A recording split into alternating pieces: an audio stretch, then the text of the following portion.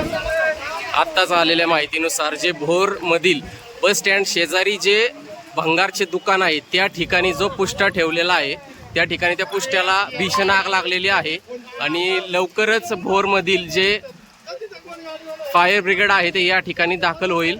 स्थानिक नागरिकांनी या ठिकाणी फोन करून फायर ब्रिगेडला कळवलेलं आहे, पण भोर या अशा ठिकाणी ही अशी भीषण आग लागलेली आहे, ह्याच्यामुळे भरपूर असे नुकसान होऊ शकते।